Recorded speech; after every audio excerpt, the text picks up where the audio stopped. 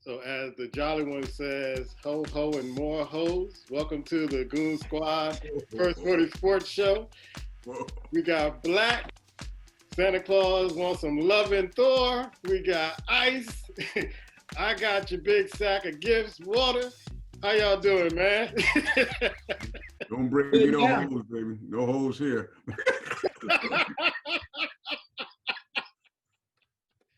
Well, maybe a big booty. All right. Let's get into some. Watch out now. We in trouble tonight. He on fire. Oh man, it's the holiday season, man. Just trying to usher in some express some holiday joy, I guess, because this is one of the last shows we're going to do for the year, so we might as well do it right. Let's talk some sports. Ice, we had week 15 of the NFL picks last week, and I'm looking at the numbers. Pop is still holding on. I don't know. I can't explain why he keep holding on to that one spot. But he's holding on to that number one spot with the one game lead over you. But give me your eye test of the players, teams, and games that stood out for you this past weekend. Yeah, crazy kind of week. It's like I knew it. I knew it before I even picked them.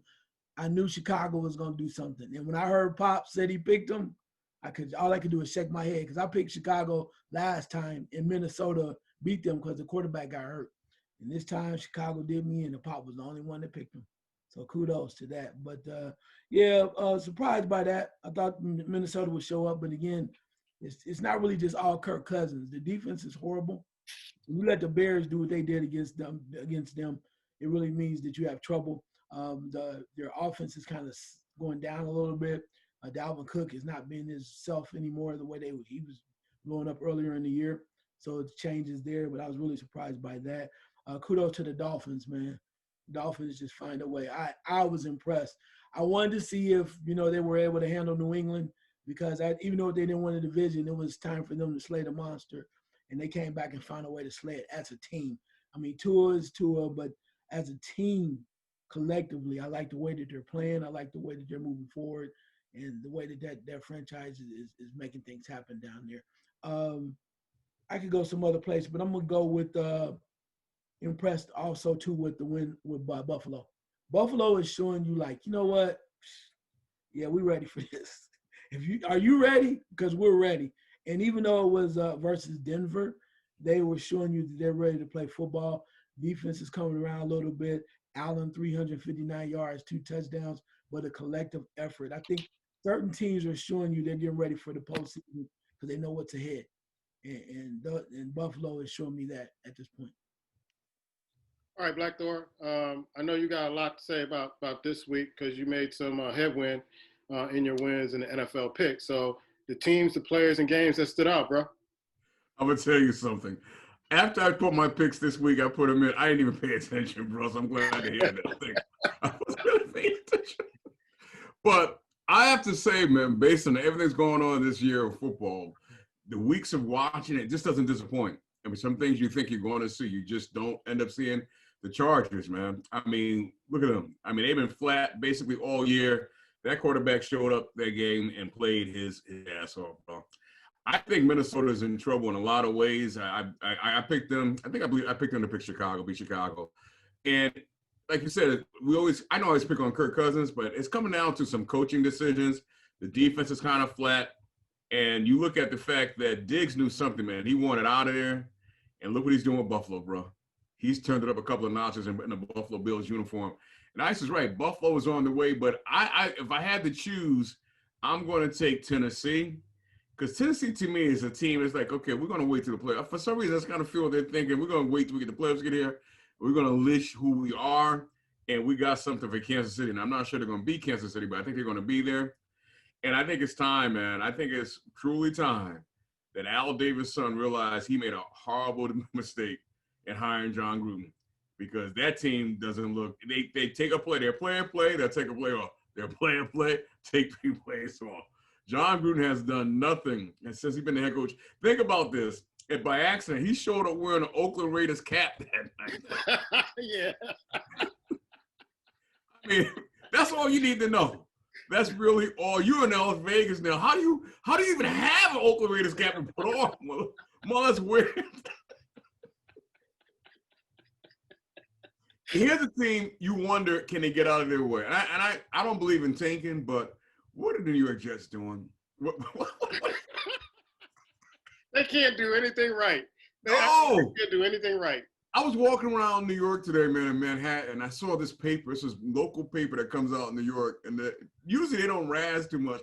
Right in the front cover, it says "one and done" to New York Jets.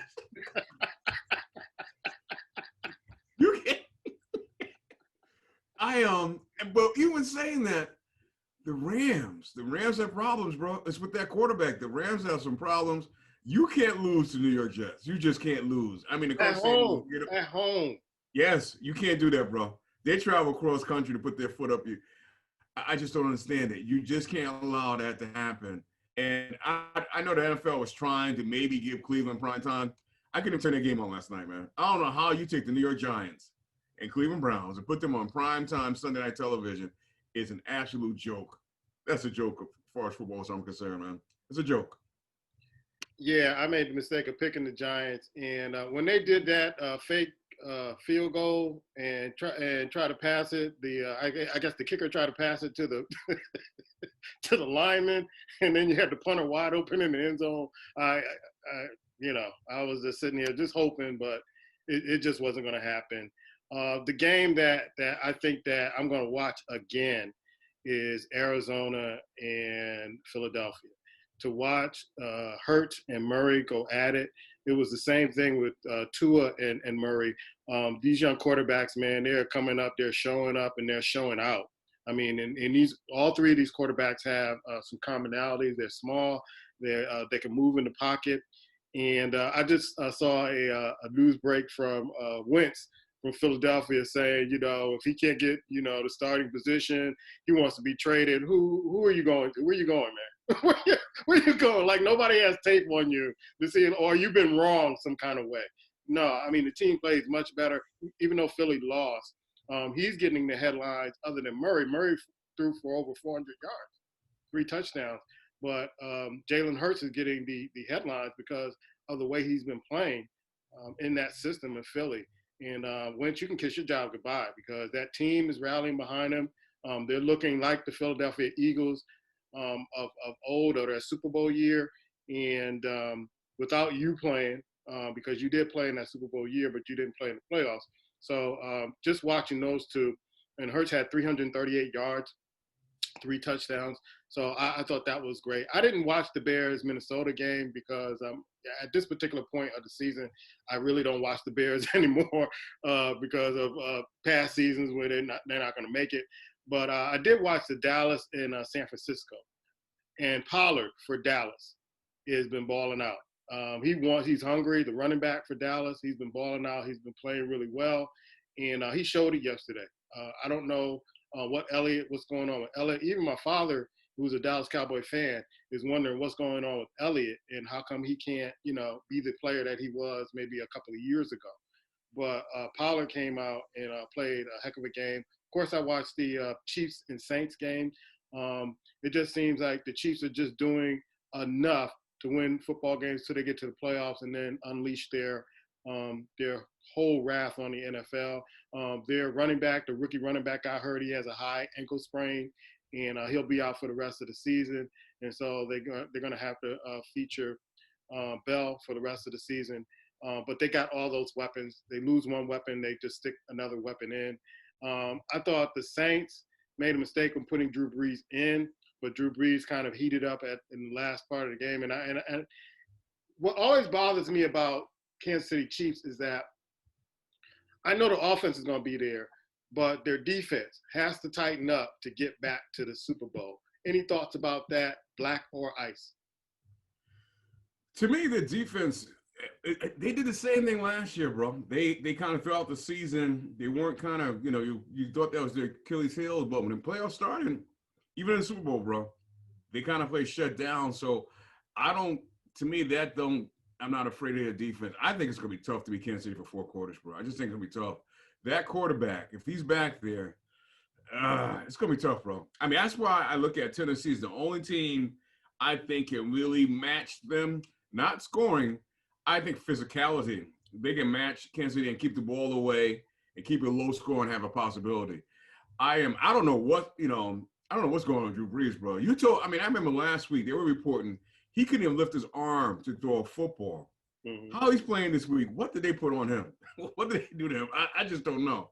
Because I'm amazed that he played really decent well in the second half, but I just don't get it. I'm amazed that not a lot of people talking about it, but something had happened because you can't lift your arm one Sunday and 6 days later you're off there playing.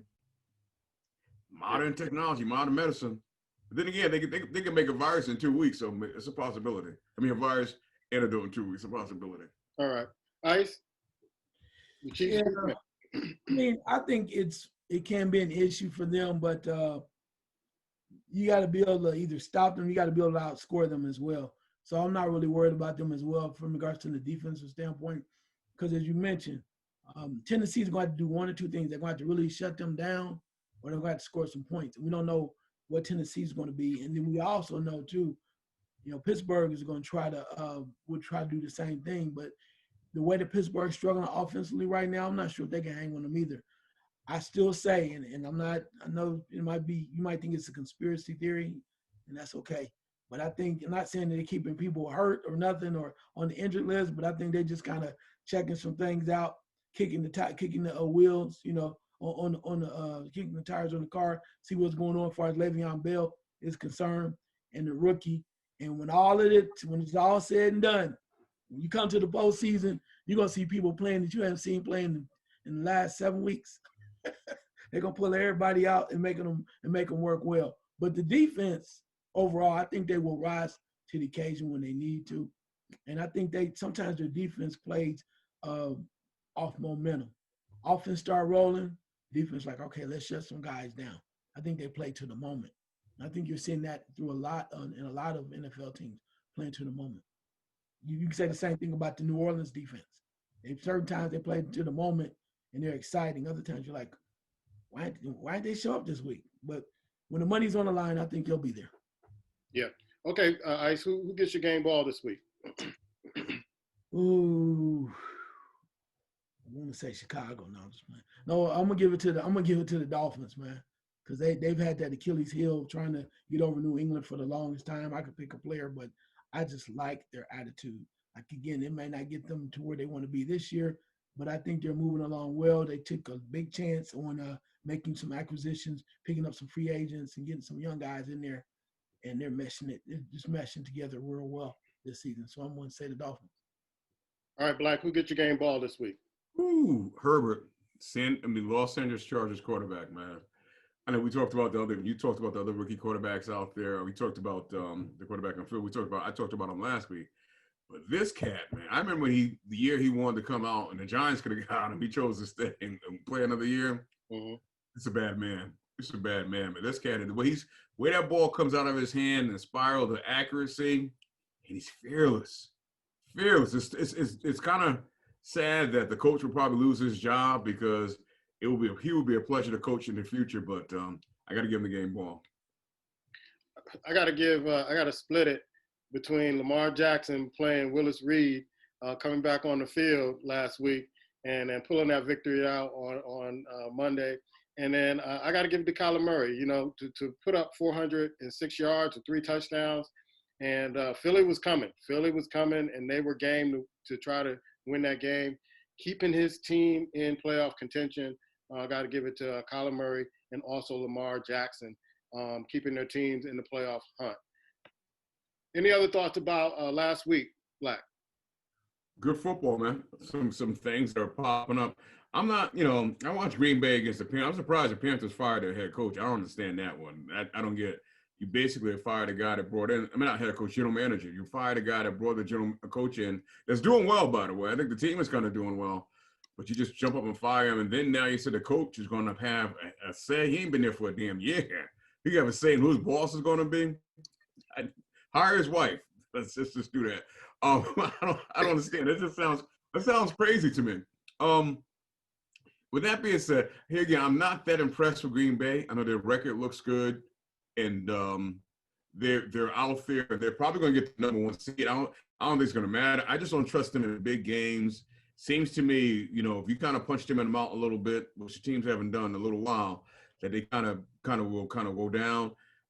Seattle, we didn't talk about Seattle, but Seattle got out to a good start yesterday and then kind of basically floundered around. I'm not sure what's going on with that team offensively because sometimes they play like lights out, and then it seems like Russell just start throwing the ball up for grabs. Like, who wants to catch it? Who wants to catch it? I'll just throw it up there. And I don't understand. It's just there's no consistency offensively and on the defensive side, and it makes me wonder. I know I said this last week about the quarterback for the Washington team. Bro, what's going on? I know we sometimes talk about there's not enough African American quarterbacks out there, so I get a little hard on him in a sense. He's got to step his game up in a sense, and I'm thinking the next two games that we're watching, if we're paying attention, might be the last time we see Cam Newton out there throwing a football. I think he's starting to realize. He says he's got a lot in the tank, but I don't think I think after this, it's going to be real tough for him to kind of land a job somewhere else. Yeah. Ice, any other thoughts? Yeah, I think like we said earlier that it's really getting down to nitty gritty. We're starting to see teams kind of ramp up and get ready for the postseason. Watching very closely to see how things are coming together. You mentioned about Seattle. My big thing about it is that running back position. I'm sitting there going, is it Kaysen or Carson? Carson, yeah. They brought him back and he had a few little runs doing okay. But it's like they're sputtering. And it's like when Carlos Hyde came back, the offense moves. So I know you're trying to appease both of them and let them run, but why in the hell just let that guy run the ball, man? I mean, they move with Carlos Hyde. And Russell Wilson, things happen a little bit more differently. They're a little bit more freer, but it's almost like they're stuck on, we got to get Carson in. We got to get Carson in. Use a two-headed monster and move forward. And I can't believe, but as bad as Seattle, to me, is playing, that they're right in the mix to possibly be close to being that number one seed in the NFC. I don't that to me that tells me where the season is going. It really does, and it's more parity. You call it more even, or they're just not playing well. But to me, Seattle, after the first part of the season, has struggled mightily. But I heard that Beast Mode may be coming back to Seattle. Really? That's what I heard that too, but I'm sorry. Yeah. You can't keep coming out of retirement, bro. I mean, go live your life. Go eat some Skittles. Hey, let me just say this. If it's 4th and 1, he can play on my team. Yeah, he can get the ball. I don't care how many Skittles he takes. He eats Skittles during the game. Come on, 4th and 1. Yeah, I'm giving him the ball. Exactly. Let me just say this in a sense, and I to me, it's starting to become like a carnival with him in a sense, because if you would have done right by him years ago, you have 2 Super Bowls right now in Seattle. Yeah. Let's be honest. So to roll him back out there now and try to get some good, leave him alone, bro. I mean, you brought him back for a little while and move on, because when you really should have had him at the 4th and 1, or 3rd and 1, whatever, you didn't want to give him the ball. And they will never live that down, in my opinion. To me, he brings a mentality to the team that they miss. And, in the last few weeks, it's like, who are the Seattle Seahawks? It's like they don't have an identity. They don't have, you could tell who the Kansas City Chiefs are. You can tell who the Tennessee Titans are. You can tell who certain teams are. But with Seattle, it's like, okay, who are they? I think Ice is the point on the head. They don't run high enough. And I'm not sure if Seattle didn't get caught up early on trying to make Russell Wilson the MVP. Because I think they were really, his first 5-6 weeks, he was lightening up, and then he went into falling down. Instead of going back to the run, they kept letting him just go. They just kept trying to get him back, and it hasn't worked out well. And like I said, man, sometimes now you look at him, he's just throwing the ball up there. And that's not Russell. I mean, usually Russell gets a chance to run. He skids. I saw a player, he was getting ready to get sacked. He's just like, just throw it up there like, see what I got. That's not Russell. And it's almost like he's playing thinking, I got to try to achieve something. Like you said, it's surprising they're close to the 1 seed. Even if they get it, bro, they're not going anywhere. That defense is horrible. I know Norton is the defensive coordinator. I don't know how. That defense is bad, bro. Yeah. Bad. I'll say this, too, that maybe you mentioned about bringing back beast mode. It might be to offset another thing that's happening Gordon is coming back. Gordon is eligible to play. So yeah, bring back beast mode to kind of offset all that trauma. Beast mode, like, yeah, I'm back. Oh, okay. And then you just kind of slide Gordon on in. But yeah, that's going to be interesting to see how this all plays out. I get a pit every time I hear him coming back. I get a pit in my stomach every time I hear him coming back. Those are our thoughts. Give us your comments on our YouTube page about Week 15 of the NFL. We're going to move right into college football. And, man, it seems like I say this every year. It sounds like a broken record. You know what I'm going to say. This college playoff system sucks. The same four teams, it seems like we've been here before. It's like Groundhog Day with Bill Murray. We just keep hitting the alarm clock, and these same four teams are in the playoffs. And after the shellacking Clemson put on Notre Dame, you all were right that no matter what, Notre Dame's going to get in the playoffs. They don't deserve it, I don't think. I think because they benefited from being in the ACC conference and they beat Clemson one time without their players. But here's what I'm hoping. Black. I'm hoping that Ohio State beat the snot out of Clemson because of Dabo, just because of Dabo. I like the players on Clemson, but Dabo, how dare you try to talk your way in the playoffs, talk other teams out of the playoffs. It's not your right to be in the playoffs every year.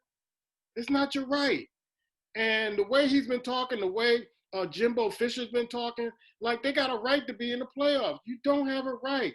This is a privilege to be in a playoff system. And with the same four teams making money every year, it's not giving a chance to other teams to kind of come up and maybe shock the world and shock some of these players. I mean, these teams. But having these four, Black, it's like they got to do something. They got to do something else with this because it's not fair. And I don't even know, other than the Ohio State Clemson game, I don't even want to watch college football after this. I'll say this, man. I saw something real quick earlier where a lot of teams are not going to bowl games. I think that's the right thing. It's just crazy to think now they want to send you to a bowl game. Let's be honest, bro. How many teams out there can beat Alabama? Let's be honest. It's not happening. I mean, and it's not that Nick Saban is such a great head coach. It's not. It's that Alabama has been, for what it's worth, has a pipeline to the NFL, bro. Clemson can kind of say the same thing. So when you really look at it, there are not many teams out there can beat Alabama and Clemson. Because guess what? They recruit the best players. And it's not that their coaches are that great. They just recruit. I mean, you look at what's the name, the quarterback that left Clemson, that go play Houston Texans, and look who they replace him with. Just look at this way. I mean, realistically, bro, how many schools can do that? So even if you brought Texas A&M and Florida, whatever, they're not beating Clemson or Alabama. They're not. As far as I'm concerned, they should just cancel 3 and 4, and on July 1st or whenever, after January 1st, whenever, Alabama and Clemson go ahead, let's be done. Because the rest of it is just a formality, bro. To be honest, it's a formality. I knew Notre Dame wasn't going to fall out because the reason they beat Clemson early in the year, so you gotta keep them in there, bro. They kind of split. They're going to be in there, and for the most part, Clemson is money, and we can go back and forth whatever we want. It's about money. People aren't tuning in to watch Texas A&M. It's not happening. You tell me. Where it's going to draw more of our ratings? Texas A&M, Notre Dame, bro. Ohio State. I mean, even Ohio. I will say this, and it's a crazy, kooky year. They look good. I don't think good enough to be Clemson. I don't know if that's the case, but 6 games does kind of make me scratch my head. That's not their fault, but it does make me scratch my head a little bit. Wow, is that fair? And if you're going to change the rules to let them in, then do away with all the rules, bro. Do away with all. But if you want a legitimate top 4, you got to stop allowing these schools to basically pick who they want to play. Alabama play a bunch of donut holes all year long. Let's face it, with the top players, and that's why they always 1, 2, or 3. If the NCAA is really serious about this, make them start playing other teams, and they will start getting their butt with every now and then, and then they will fight to be in the top 4. But it's not going to happen. Because here again, Alabama makes this. The top 4 teams, look at them. What do they have in common? Good recruiting, and they have this. So what they want when these teams play, you know, when it comes down to it, they want the ratings. Ratings give them more TV revenue. That's what they want, bro. They can care less who wins. So looking for equality in college football, I mean, where the players don't get paid, where's fairness in college sports in general? It's a hoax. And I mean, we get to see good play, hopefully, but the bottom line, it's about the dollars. Same thing with college basketball. You think they care right now? It's about dollars. They're trying to figure out where to play a game. They don't know where they're going to play March Madness yet. We get ready to go into January. It's not been determined. What does that tell you? It's not been determined. They might play in a bubble. They might play in a basement. They don't know where they're playing from. But they're going to play because it all comes down to dollars and cents. And that's what it is, man. But like I said last week, I knew Notre Dame could not even show up. They could not even got on the bus and show up last week. They were going to play. They're going to be in the top 4. Ain't no way they was coming out top 4. And you're right. The way they got shellacked, ain't no way in the world. And Brian Kelly got a nurse saying, we stood up there, we played bro. Did you see the tape? That's what I'm saying. Did you show? I mean, realistically, they should have been bopped out of the top 10. Yeah. More or less dropped. I mean, realistically. Yeah. But what team are you going to put in that's going to bring the excitement and the viewership if you take Notre Dame out?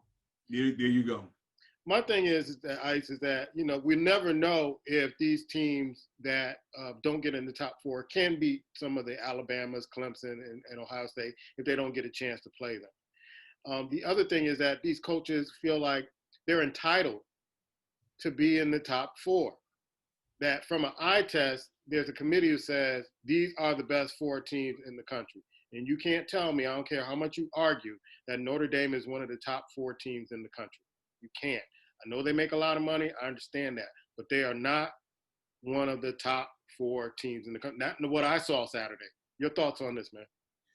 Yeah, well, I'm glad you came to me last so I can take an exhale and listen to Method to my madness, brother. I appreciate that being there with an exhale and kind of listen to everything that's being said.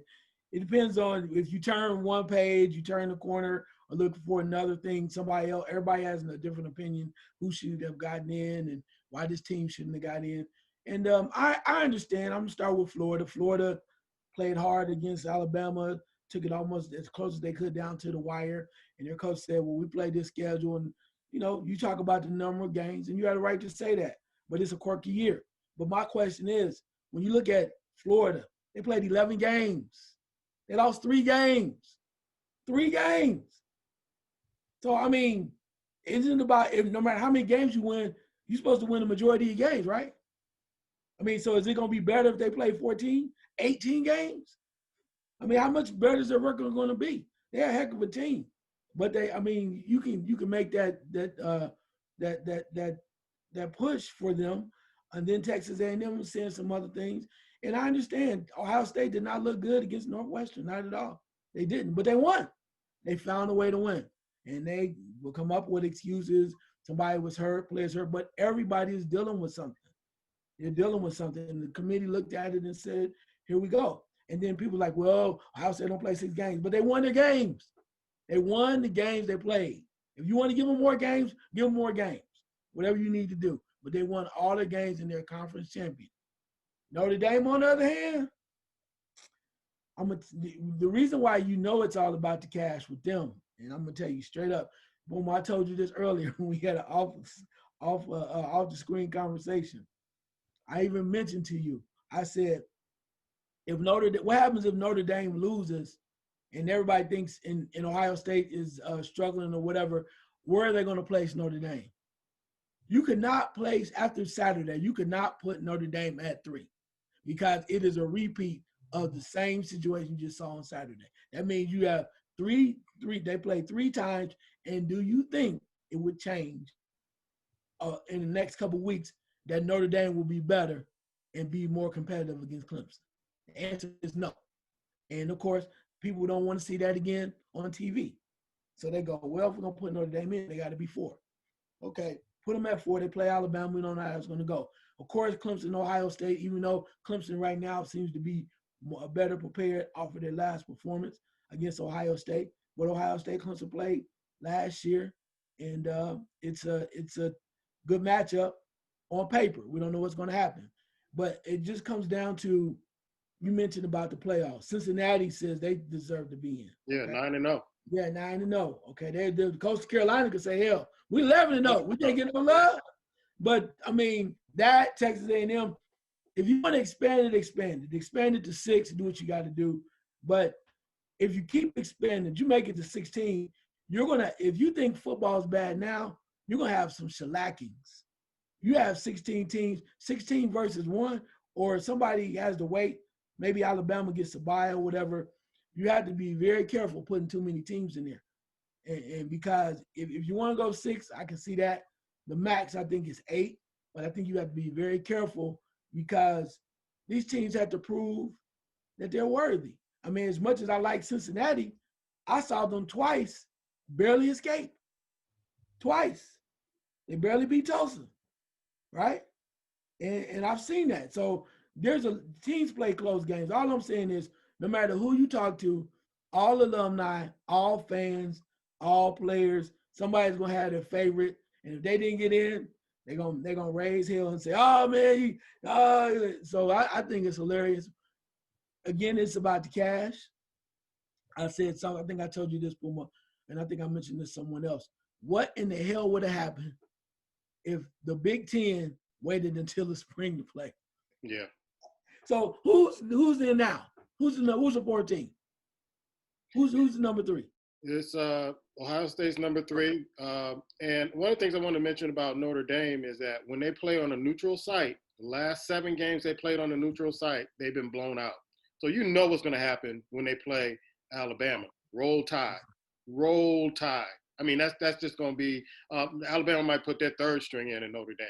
So you can travel and get all the money and get all the fans going, but they're going to be witnessing a blowout because the last 7 games in a neutral site, which tells you when you go to South Bend, there's some home cooking.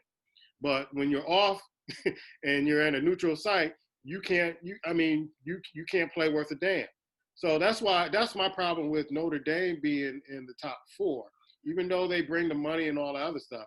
And it's the hypocrisy of college sports. It's the team that has the most money gets the nod to play in the playoffs and gets all this stuff. But it turns out to be bad football when you're sitting there on New Year's at 4 p.m. and watching Alabama and Notre Dame, and by halftime, Alabama's up 35-3. You ain't watching anymore. I'm not watching anymore. You already know. So put some teams in there that maybe have a chance, or a smaller team, or a team that hasn't been there before. Let's see what happens. You never know whether or not these teams can win or not. Let me just say this. Again, I'll point back at Florida. Florida, talent-wise, they played Alabama to the hilt. They're right there. They're banked, play real good football. But it comes down to this. When they had the opportunity. Yeah, they blew it. LSU. They blew it. They did not get it done. Yeah, they blew it. Get it done. They couldn't. You didn't. And then when somebody else makes an excuse for another team, it's always some other crap. But it's like your player literally had a lost his mind moment. And he cost him the game. So the point of it is, why are you whining now? You lost. It wasn't like somebody voted you out. That team has lost 3 games. And if I'm Cincinnati, I might be raising hell. But then again, with Cincinnati, it's just horrible because, as you said, unless they expanded, that the 5, the Power 5 teams are going to be excluded because it's going to come down to strength of schedule.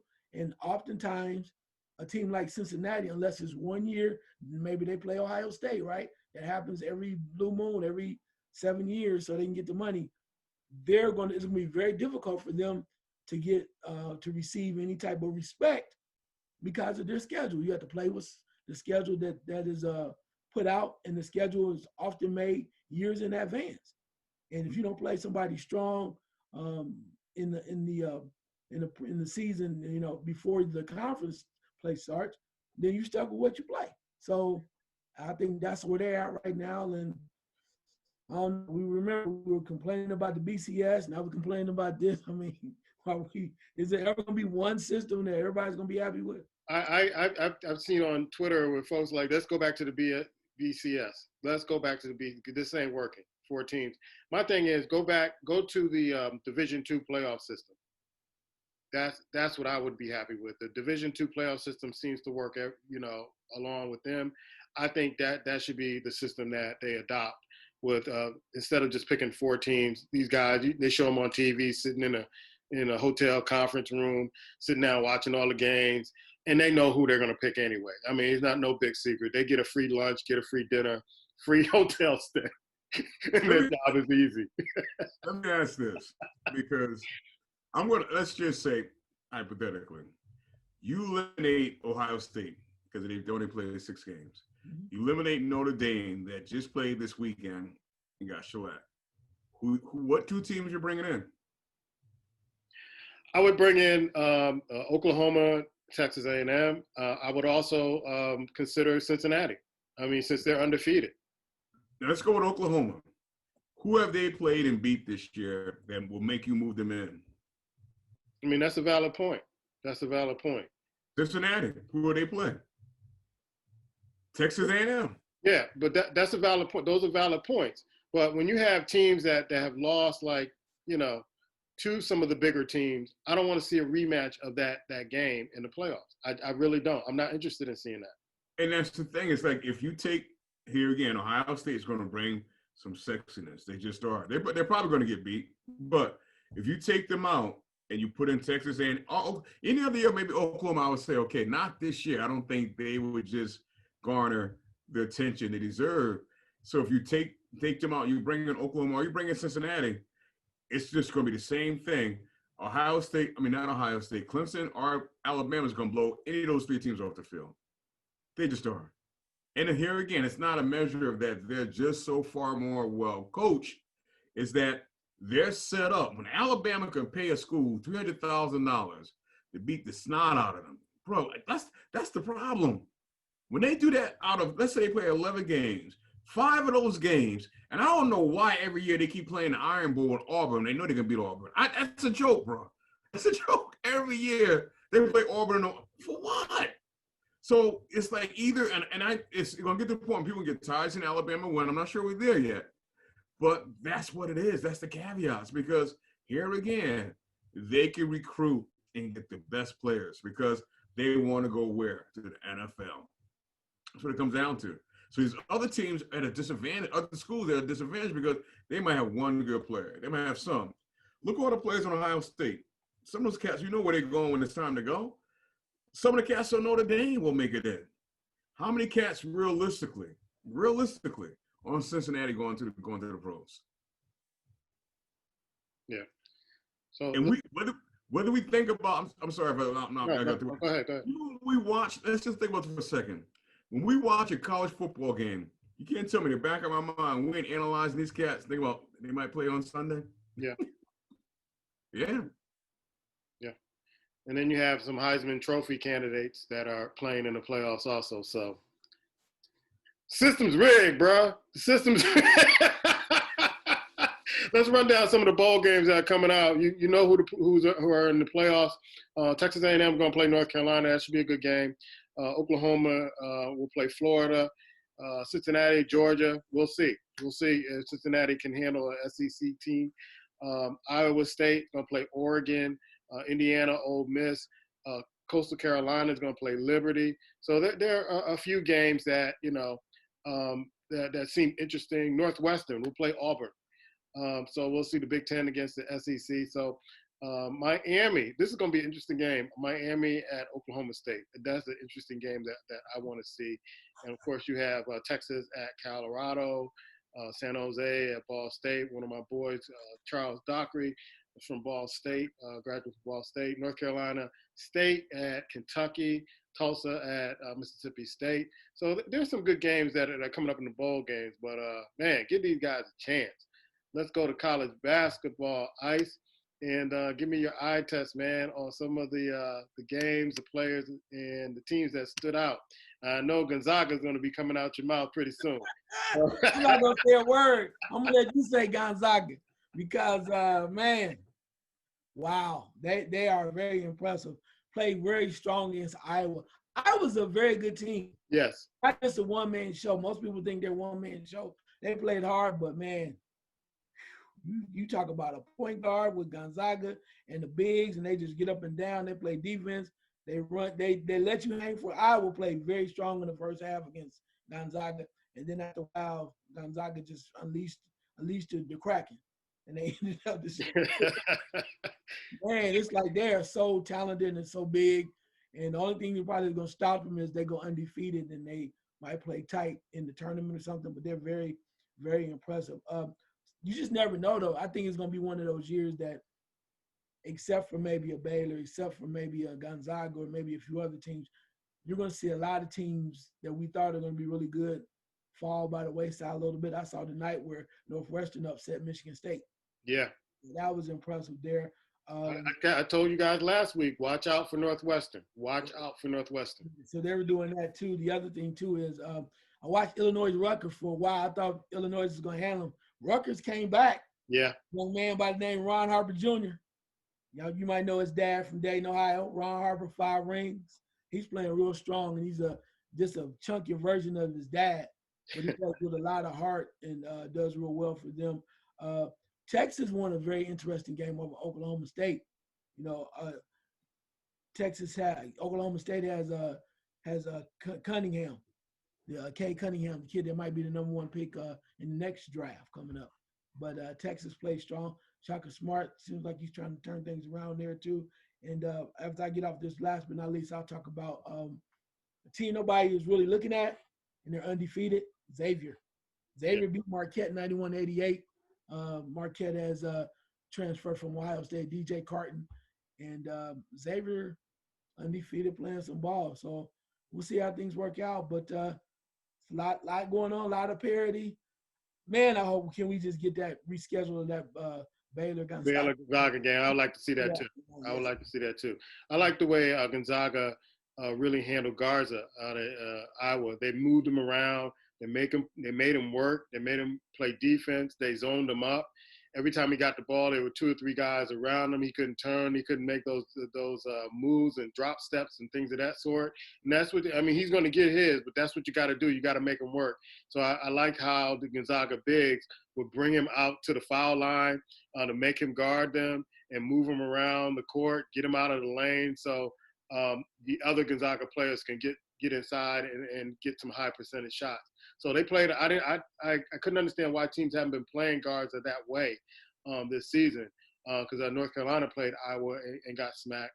And speaking of North Carolina and Duke, I don't think they should be in the top 25. I don't think those 2 teams are good enough to be in the top 25.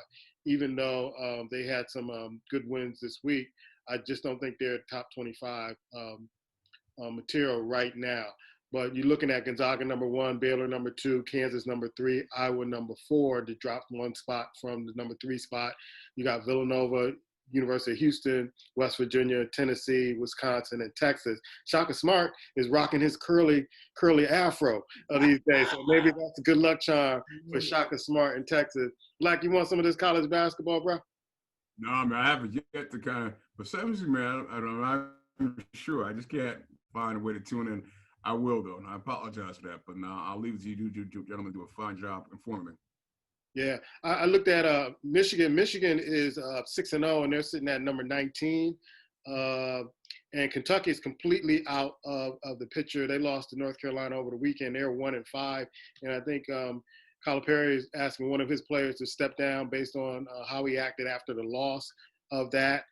Saying, hey, we're losing, we're 1-5, but we have a standard here, and you gotta uphold that standard no matter what our record is.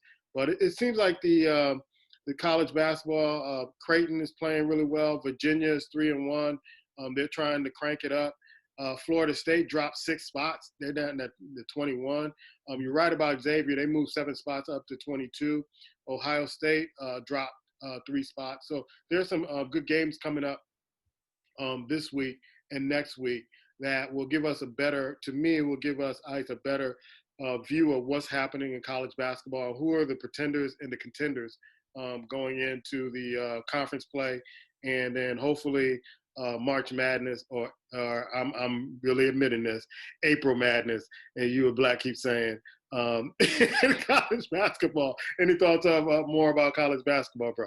Yeah, I think one other team you want to look out for, and the way they handled one of my teams I used to like anyway, but they haven't played well this year, is Wisconsin. Wisconsin just rattled Louisville, rattled them 85-48, really crazy.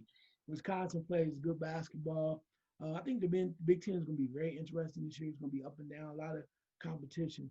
But yeah, so I mean, the other thing too, I don't know if you're going to bring that up, but let me mention it too. You can tell it's tough over in Durham and Duke over at Duke when Coach K is going to let his players go home for Christmas. So everybody else is like, no, we're not doing that. It's like everybody else is scheduled to play. He said the safest place perhaps for those kids would be on campus and keeping them kind of like all together. Coach K said, don't worry about it, just everybody go home. Yeah. Like, okay. Waving the white flag, baby. He waving the white flag. He waving the white flag right there. That's what I see when him doing that. Yeah, it's over. This season don't count. Yeah, that's what he's doing. Wow. Let's go into boxing, man, real quick. And this is gonna probably be one of my why you mad, son? Because Canelo Alvarez fought this guy, a British champion I never heard before. And apparently Canelo fought his brother, beat his brother, and then beat him. What are you going to do, get the grandfather next and beat him? His grandfather got a championship belt in Britain. But I had some heated discussions over Instagram and Twitter. And thanks for responding, because I love the banter and the going back and forth with all folks all over the globe. Canelo fans, man. And I call Canelo a fraud. He's a fraud. Since Triple G, he refuses to fight anybody in the 160 weight class. Matter of fact, Earl Spence called him out that same night, said, I will move to 160 to fight Canelo, because some of the Canelo fans think that people are ducking Canelo. Nobody's ducking Canelo. And then after the fight, you tell me that he wants to fight Golovkin again, Triple G again. For what? Golovkin's almost 40 years old. What do you want to fight him for? He already beat you twice. I don't care what your record said. He already whooped your ass twice.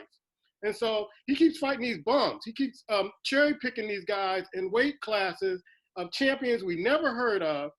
It was interesting. You sent me an article. I love the article. Maybe you can mention the guy's name who wrote the article, who said that, you know, Canelo kind of missed his chance. He could have been the biggest pay-per-view star out there. But after Floyd gave him a history lesson in boxing, and let me say this up front for those who are going to be watching the show, I am not a Floyd Mayweather fan. I just call it how I see it. Canelo is a fraud. He will not step in the lion's den with the Charlos, and he keeps cherry picking his fight. Maybe he's going into acting later, and he wants to, you know, save himself for acting. I don't know. But I'm not watching another Canelo Alvarez fight where they make up this champion for him to kind of beat on and then put him in the top 10 in pound for pound. Take him out of the pound for pound top 10 until he fights some of the lions up in the 160 weight class. Ice, what's your thoughts about this, man? Yeah, you know, it's funny that, you know, when they said Floyd Mayweather was cherry picking his opponents, and everybody talked about that. Now you kind of see Canelo. If that was the case, you see Canelo when he was definitely with Golden Boy, they were picking and choosing who they wanted. But Floyd did end up fighting some people that you have heard of. He did fight he fought Cotto. We go down the line. He fought Shane Mosley. Some people say, well, it was too late. I mean, you can always debate that. But when you know that there's some legitimate people at 160 and you just say, I'm not worried about them, I'm going to worry about my legacy. So he's moving to 168. And he already defeated Callum Smith. Think about Callum Smith. Said he was a really strong fighter, said he had knockout power. But when you saw him in the ring, he was a taller guy. He was bigger. He was slow. He's methodical. And he seemed like a robot. And it was just a matter of time before Canelo went out and took him out. And he just kind of stalked him. Same way with Kovalev. You know, they talk about, oh, that's a great win over Kovalev. But No, it wasn't. Well, but that's what they say. But anybody knows boxing knows that Andre Ward, when he took Kovalev down the second time, he destroyed anything else he had. The big bad, the boogeyman they would like to consider him to be such a tough opponent. Everything went out. Everything went out of him in regards to being a legitimate champion and a legitimate opponent again. But the point of it is what Canelo is. So now he's going to 168. He's going to move up, fight a couple other champions up there. And not a lot of people know about super middleweight champions at 168. So now we know that Canelo moves up 168. He's going to move it up to 175. When the money and the real deal is down at 160. 160, yeah. Right. Well, Demetrius Andre and also the older Charlo is waiting for you. You know what's going on. And then you want to fight Triple G. You want to fight Triple G because he's 49. He's old as hell now. I mean, and the way it's going to come down to, if Canelo doesn't fight Triple G coming up very soon, what's going to happen is Triple G is going to have to fight Canelo, is going to have to fight Andre, or he's going to have to fight Charlo, because there's not a lot of other money fights. Daniel Jacobs doesn't know if he wants to fight anymore. Yeah, that's what I'm saying, but there's only a few guys out there. So the real money, and now you can't keep telling Charlo, fight this guy, fight somebody else, fight somebody else. And he's done that. He's a champion. So Canelo has the right to do what he's doing. And history will show that he was a multi-division champion. Or division champion, yeah. Right. But at the end of the day, when you really know and look at it, you're like, you had an opportunity to do this. And you don't want to do this. I mean, I think he waited for Floyd Mayweather to come out of retirement. That's the only time he could beat him. I mean, you want waiting on that. So I don't know.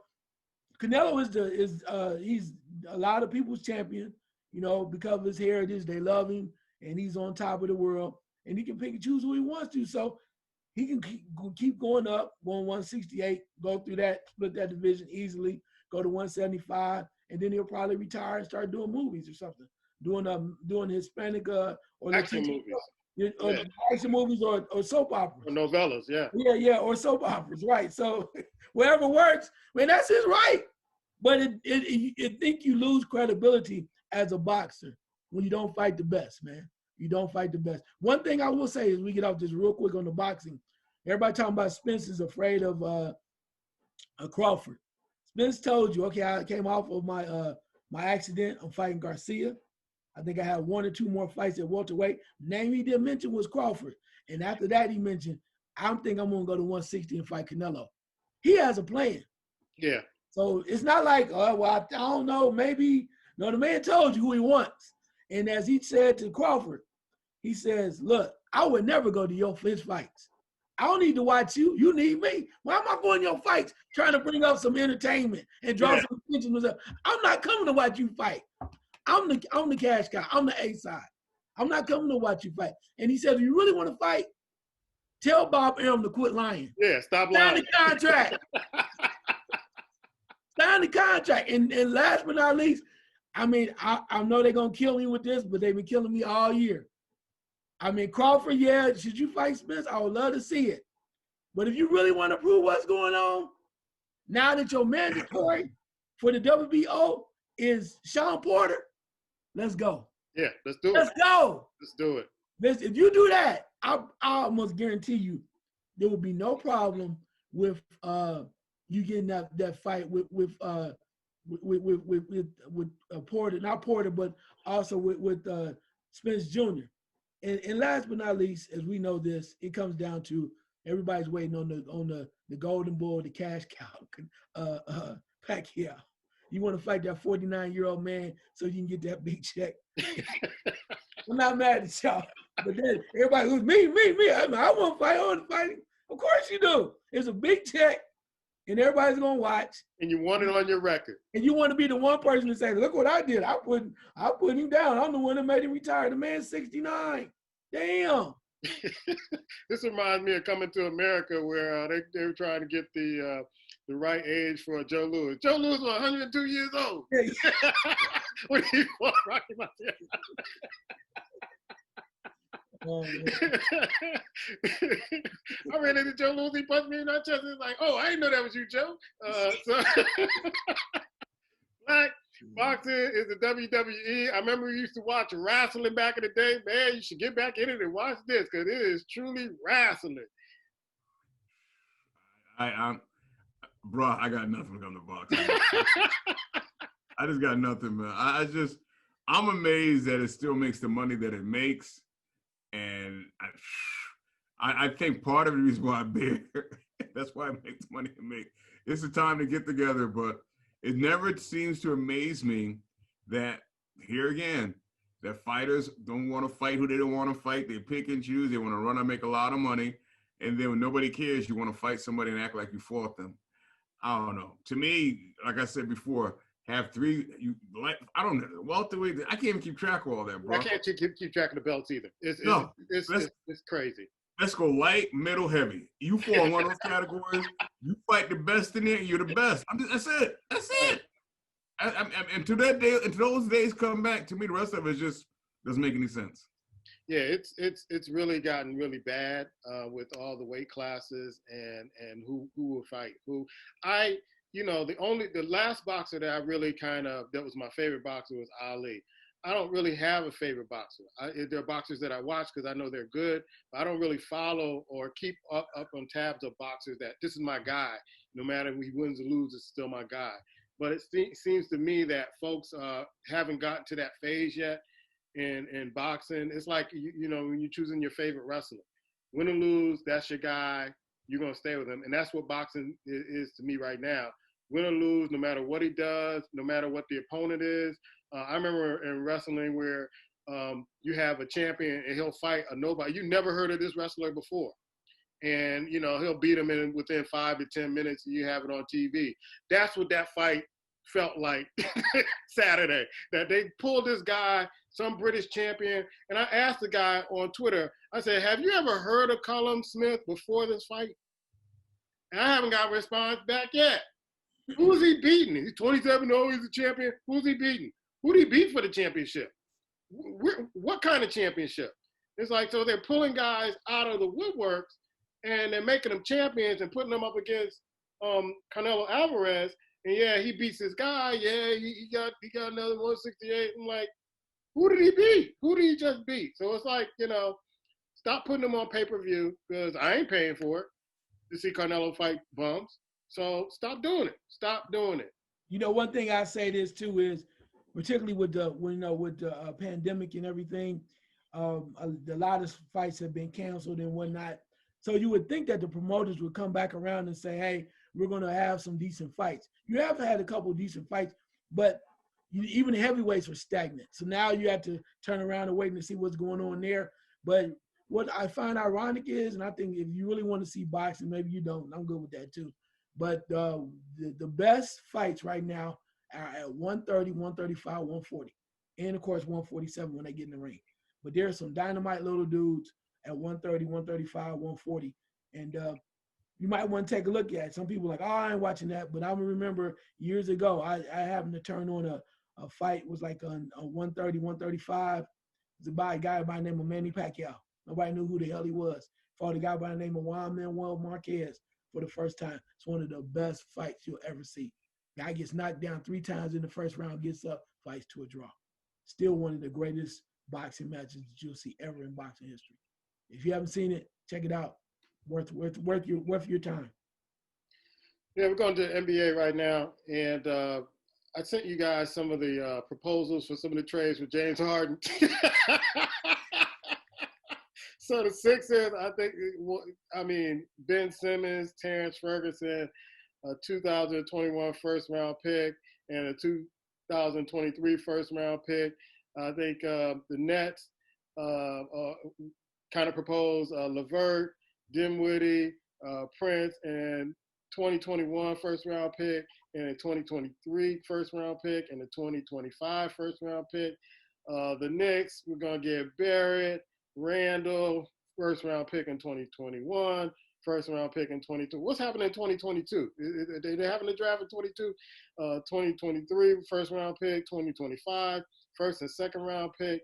The Nuggets are going to give up Gary Harris, Will Burton, Michael Porter Jr., which would be a big mistake, and a 2025 first-round pick, 2021 first-round pick.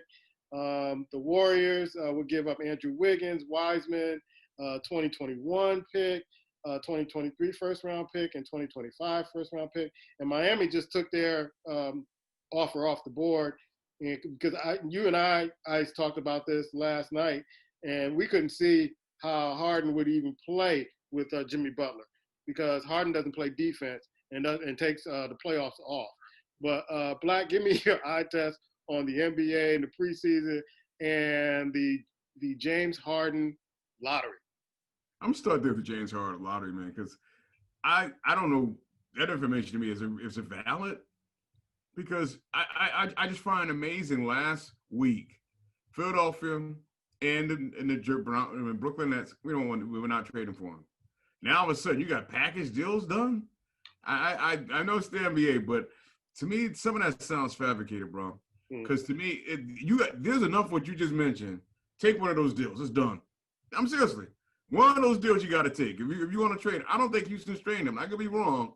I don't think they're getting rid of him. I think it's a chance to see Brooklyn Nets play, and I have to admit, on Kevin Durant, as far as his playing, he looks pretty good, bro. He looks pretty good. And here's what I found to be amazing. When Irvin and him were on the floor, they give him the ball up.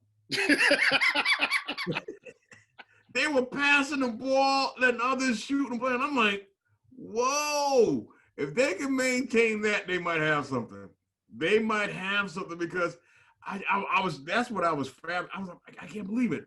But no, they're looking pretty good in a sense. Boston, it just seemed like Boston is starting to slide down the ladder, bro. I watched them a little bit, and I know they got some young cats, but I don't know if Boston's going to be what I thought they might have been amassing to over the years. I think they're going opposite direction. I guess quietly it's been said, the Greek Freak is staying in Milwaukee, bro. Yeah. After all that talk and whatever the case may be, and I heard a guy say this already, which is true. Until you develop an outside shot, it doesn't matter where you play. He's always going to be shut down in the playoffs. And that's true. I'm hoping he worked on it in the offseason, but anyway, I'm kind of happy he stayed there, because that team needs him. And I'm not sure anywhere she would have went, he was going to kind of fit in the first place. But those trade options, man, I don't even know why the Knicks we put their name in the hat, realistically. Why would you go in and put your name in the hat for James Harden? But then again, that's what Dolan wants. He always wants to star in the Madison Square Garden. But to me, all that's just talk, bro. It almost seems like now the media wants James Harden to be traded more so than the teams that you just mentioned. It's like the media, they're coming up with these ideas of who can be given for him for this and that. That's what I'm seeing. Wow. All right, so give me your eye test and your thoughts on the James Harden sweepstakes or lottery. Yeah, I would like throwing that sweepstakes stuff. I mean, of course, you ask somebody, who would they give up? Is there a package available? Here's what what you'd be willing to do to trade for him.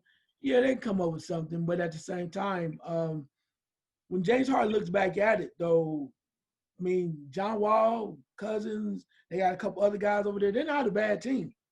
And you got two guys that are coming off injury that if they stay healthy, they're trying to prove themselves. They could be a decent team. And it might put him in the best position to actually play with some people that know what the hell is going on. Because we knew when he was with Westbrook, they were fighting over the basketball. I mean, you got to have some type of... I mean, we knew that was going to happen. But I'm just saying. But still, I mean, you got to look at it. You go to Golden State, you think you're going to just be out there shooting like that? They ain't going to let that. You get beat up by Draymond Green. You're not going to let that happen. I'm just saying. So when you think about that, and you know New York that'll all just be a cash run. Philadelphia, maybe. But even with Doc Rivers, you still got to play some defense a little bit, or try to a little bit. And then you got to play with Embiid and some other guys that want their shots too. So part of it is, for me, is you're talking about trading, but at some point, anywhere else James Harden goes, he's going to have to share the basketball. And if he still wants to be the man, he can still kind of be the man in Houston, because, you know, John Wall wants to win, and he'll probably pass the ball. He still want to get his, but he really wants to just try to win and prove to people that he's a winner. And from that standpoint. But anywhere else, for the most part, and you know in Brooklyn, Ain't no way in hell you think you're gonna be shooting that ball like that. Or With holding the ball. Kyrie and Durant be like, you was under me in Oklahoma State. Ain't nothing changed. Like Oklahoma, Oklahoma City. You think something changed here because you changed the addresses, area codes? I'm still Durant, right? So nah, man. I think Harden is kind of feeling some kind of way. Like I said, he like a big old spoiled brat. And the problem was he didn't get out of town first. I think I told you they weren't gonna try to trade both of them. They had to hold on to one of them. Westbrook escaped. Now Harden is stuck. But to be stuck with the team they have right now is really not a bad thing. They've been playing pretty decent. I watched them. They moved the ball around, and guys are playing hard. And I think they can help this new coach, Silas, kind of do something. So we'll see. I'm not sure if he's going anywhere. I think they start winning some games, and Harden start feeling good. He might be okay. They let him do what he wants to anyway. You just kind of chill out, still getting your money, and you might be winning a few more games. And as far as the eye test is concerned, one team I've been watching, and I watched them play the Lakers the other night, even though they kind of helped some people out. Phoenix, man. I like the Phoenix Suns. CP3 is doing this thing. Booker is like on a mission. He is on a mission. And then I love their coach, Monty Williams, and you have guys that are coming on in there, and just collectively they're coming strong.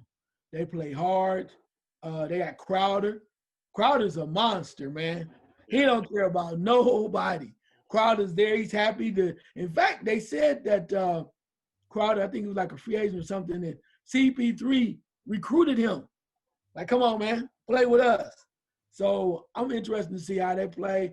They got a nice young squad. You finally gonna have the big fella Ayton trying to get in player's position. He just giddy, where he doesn't have to try to be something that he's not. I mean, sometimes we spend a lot of money. You get a guy with a high draft pick. They want him to be the franchise player. That's not Ayton. You might say it's a shame. He should be better. But I think with all of the pressure being off of him, I think he's going to be okay. So I'm looking forward to that. Another team that I would say would be pretty decent. Brooklyn, yeah, I watch Brooklyn, man. I know y'all laugh at them, but I'm telling you, Durant, man, he looking at it like, really? And you think it must be that sage that Kyrie is. It might be. It might keep him well.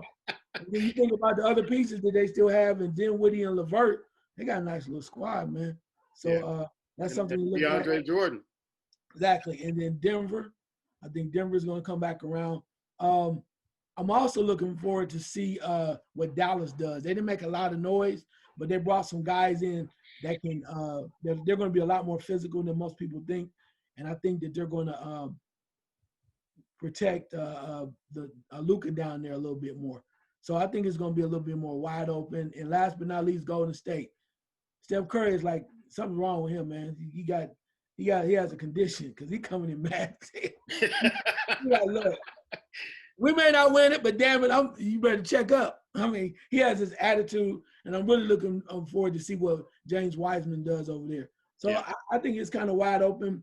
And Milwaukee, hey, you know what? The Greek Freak, enjoy having them babies, man, because you ain't getting no rings, bro.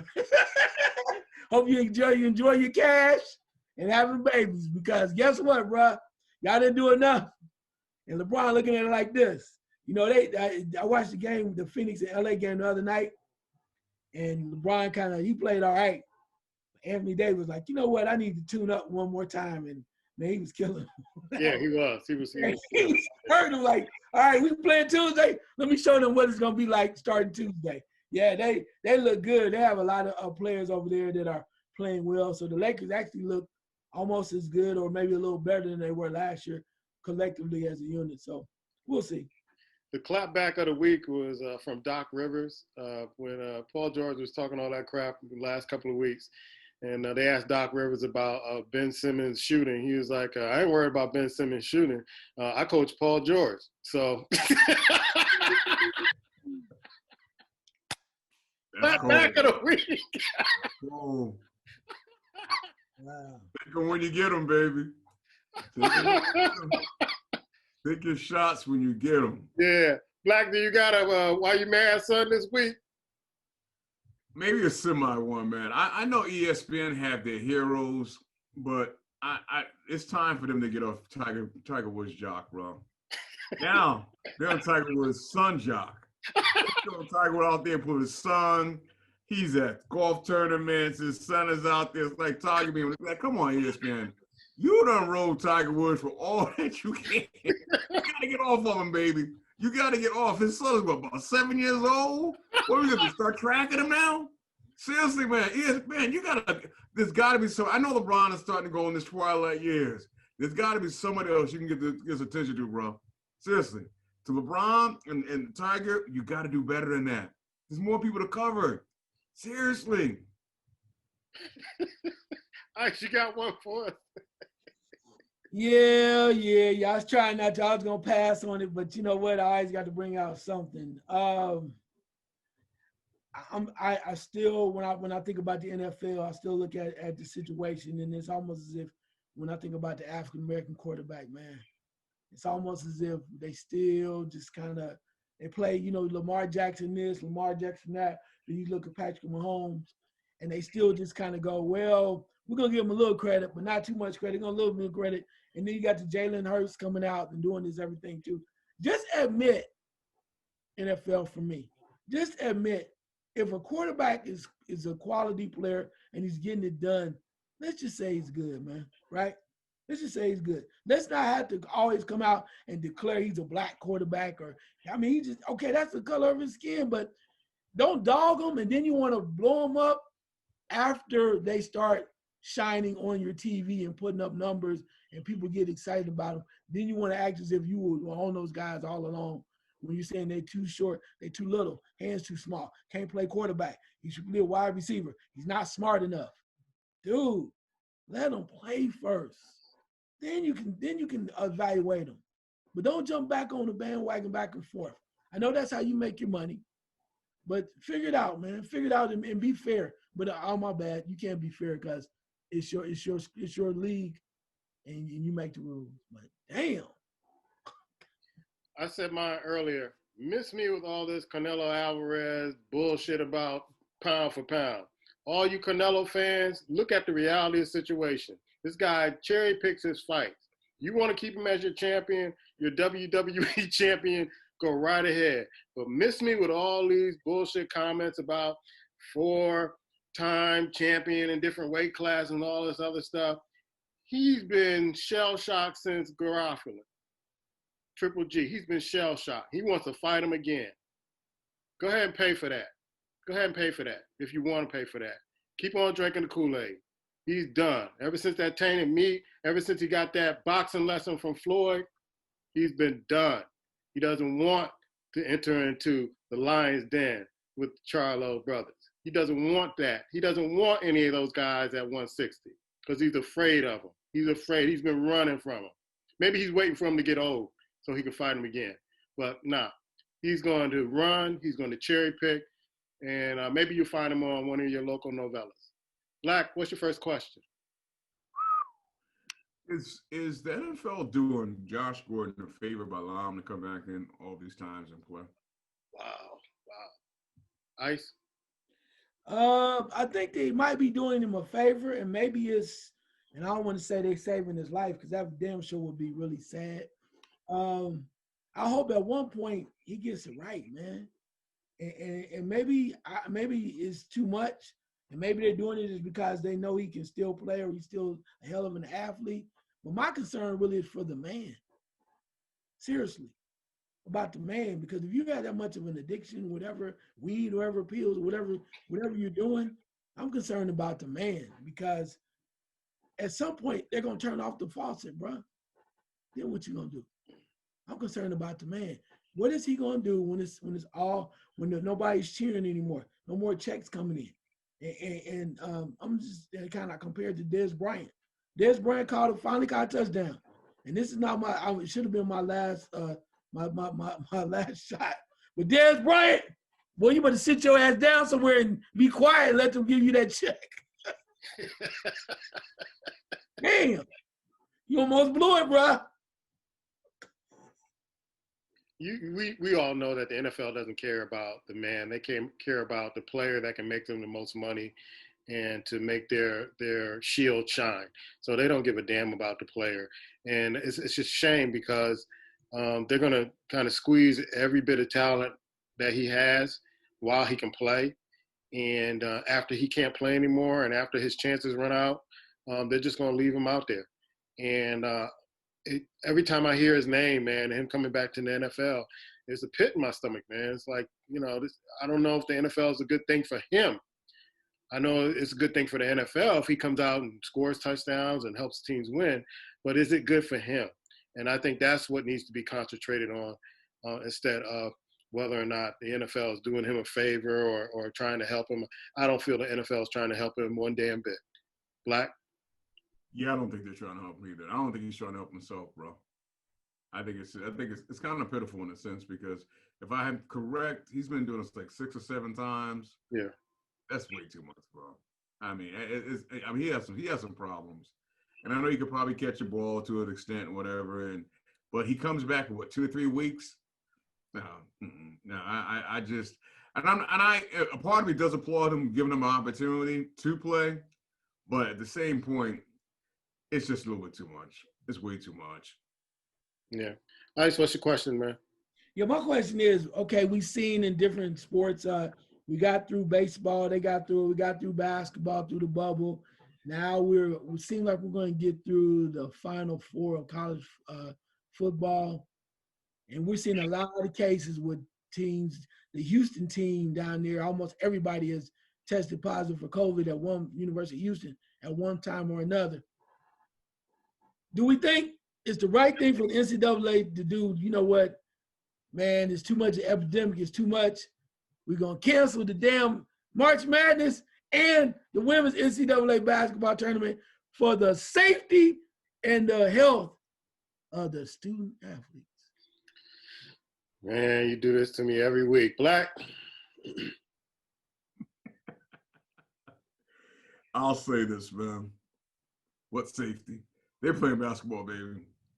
I don't care if they got 13 teams in the tournament. They're playing March Madness, man. Jim Nance will be on there. They're going to be playing that song. One last shiny moment. March Madness, maybe in April, maybe March, April Madness, but that tournament is going to happen. I don't think it's going to be the same. I don't think it's no way possible it could be the same. I'm not sure how exciting it's going to be, but that's happening, man. They lost way too much money last year, bro. Way too much money last year, too. They can't go 2 years back to back without playing that tournament. It can't, because if that happens, I think the attention span for it this year is going to be a little less, too. But you go 2 years without something? Yeah. The only way it won't happen, it has to be at the hands of Coach K and Calipari, because the seasons they're having, they probably don't even want it to happen at this particular point. So if they can sabotage it some kind of way or use their politics to say, hey, we shouldn't have this, it's not right for the kids. Maybe all the Duke players come back and most of them test positive, so they have to cancel games. That will prove, Coach K's point on why we shouldn't have this and all this other stuff. If they can sabotage it some kind of way, they will, because they don't want to be left out if there is a tournament and they power through in these games. But you keep seeing the games getting postponed. Ice? Yeah, I was going to say I was hoping that they would think about the health and welfare of the student athletes and not consider about the billions of dollars that they have signed on with the television contract. But I know better and you know better. As Black Thor said, if it's 13 teams or they get down to the final 8 teams, they're going to play basketball. The final 8. I don't even know if I'd watch. Because they lost so much money. And what's going to even be wilder that this is how they're going to get the money back. Okay? I'm going to tell y'all a secret. Listen, very close. That's how they're going to get the money back. Considering that the epidemic is not getting any better unless the vaccine is given out and really happening, the arenas are not going to be full, right? Right. That means you're going to limit the number of tickets. like they did with the World Series, but instead of making it really tight like that, they're going to raise the prices for the Final Four. So you can get one of 500 seats to watch one of the greatest spectaculars in sports history. And they're going to raise the prices so they get some of their money back. But they got to tighten it up. That's why I said, y'all laugh, whatever. But put them in that damn bubble, man, and make it work, baby. Put them in the bubble. If you want your tournament to be the way it should be, put them in the bubble. You don't make it, you got to sit out. You got all this time. They already showed you. Ohio State played 6 football games. You got to play your whole schedule.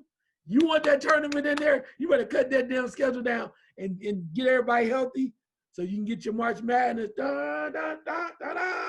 You know, you want all that. So I'm just telling you, a word to the wise. They're going to find a way. The women already said it. Oh, we think that the NCAA say, well, we're going to play the women's tournament all in the bubble in Indianapolis. Or no, down in San Antonio. I'm sorry, San Antonio. And they're like, what? You want to play, don't you? Yep. All right, well, let's go. They want that money, bro. Always about that cash cow. Money. I wouldn't be surprised they go to pay-per-view for March Madness. I wouldn't be surprised. Why not? See, you might as well. I can see that. Yeah, why? I mean, why not? Do it. What? For all that money, they'll go pay. Yeah. What? You can't go to games anyway? Yeah. Yeah, why not? Yeah. And you gonna tell me nobody will pay for pay-per-view? Hell yeah, they would. And line it up now. Look, I can hear them. Yeah.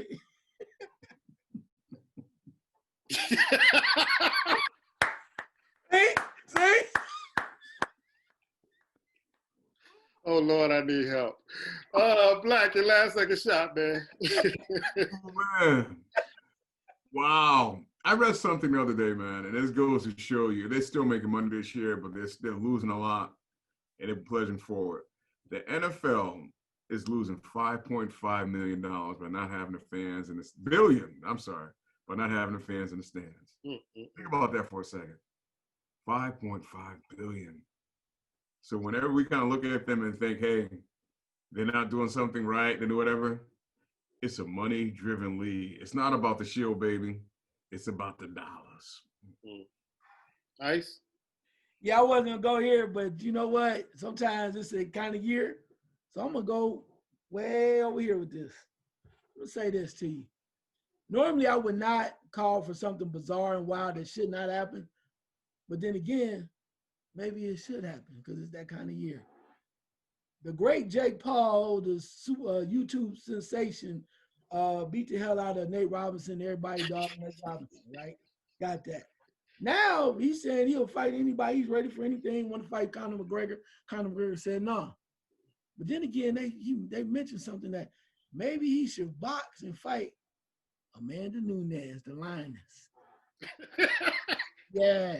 Now he came in at 189, and he's a guy. He's supposed to be bigger and stronger than she would. She'd probably be giving him up 40 pounds. But I never would want to see a man fight a woman, ever.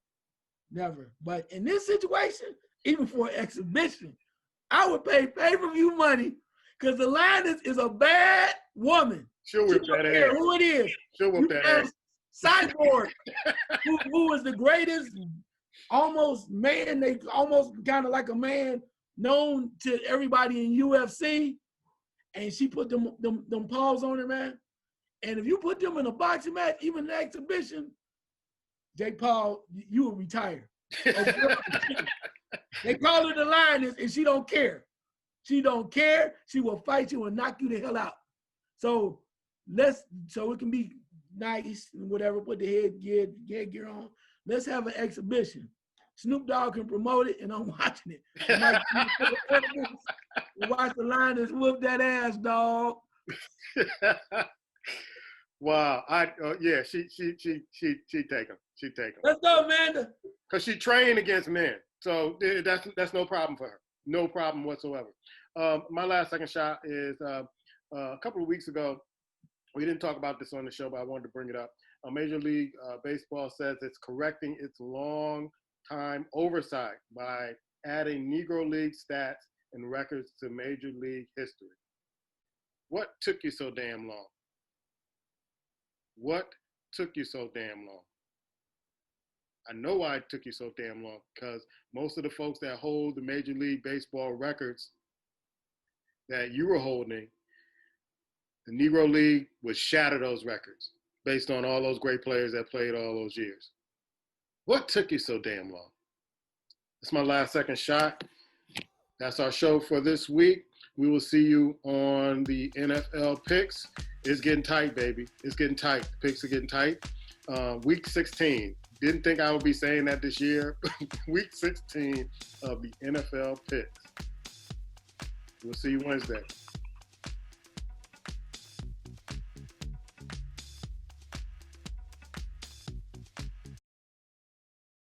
Quick show. That baseball thing, though, man. I'm gonna tell you something. That's ridiculous, man.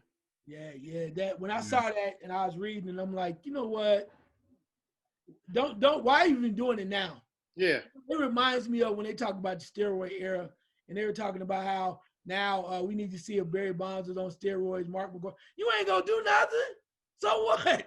You wasting taxpayers' money on having hearings and all this and that. What you gonna do to them now? Nothing. What they should have done before, they should have done, like, they should do the same thing now.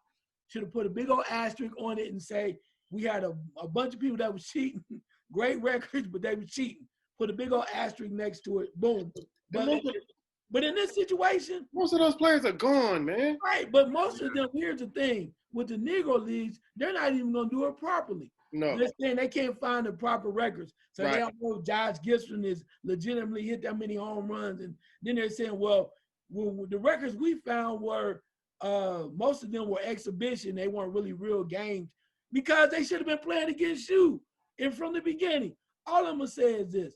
When I saw it, it didn't even move me one bit. It didn't. It made me mad. It made me mad, but it didn't move me because it's like, now they were good enough to play in the league. Yeah. In fact, when they played in the All-Star games versus the Major League Baseball teams, they kicked their ass. It's a reason why Satchel Paige, at damn near 50 years old, came into your league and still was getting it done. They know what's going on, and I'll just say for the record, said this before and I'll say it again. Jackie Robinson was a great ball player, and I love everything he did. He broke the color barrier. He showed that he was more than capable, and he was quality. But Jackie Robinson was not the best. Nope. He was not the most talented player. He was the right player for the right time to put up with the shenanigans and the bullshit that they have put him through. And he barely made it himself. But he was one of the few, because we've seen where he struggled just wanting to just tear somebody's head off. But he made it through with Branch Rickey. So I will always be indebted to him for breaking the color barrier and paving the way. But there's a lot of brothers over there, man, that was kicking ass and taking names and was waiting for the opportunity.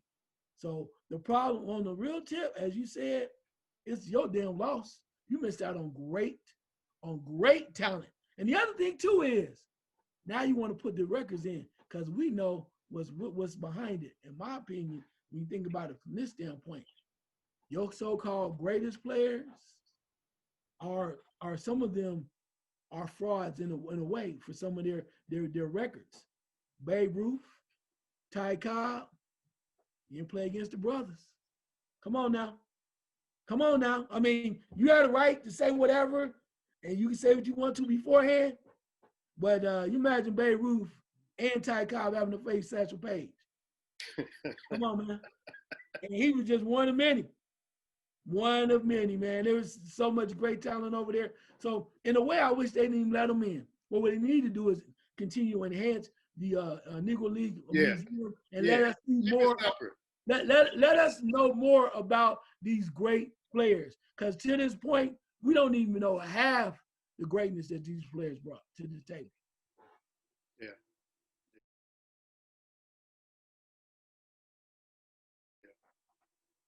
What the hell happened in Pittsburgh, man? Bro, right in front of your eyes, man.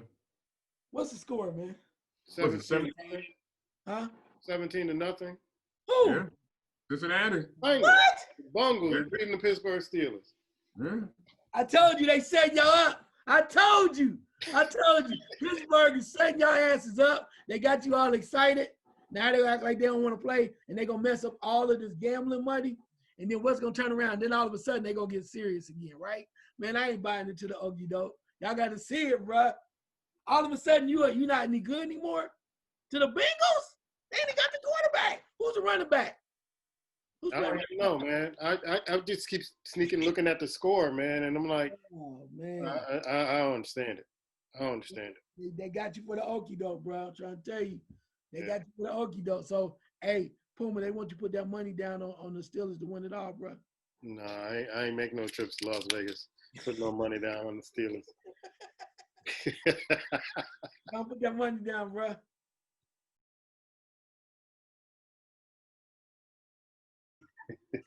You drinking on Black? That's some watermelon juice, baby. Oh yeah, you must be reading some of the stuff on how you keep the yang up. I haven't been talking to your cousin, no.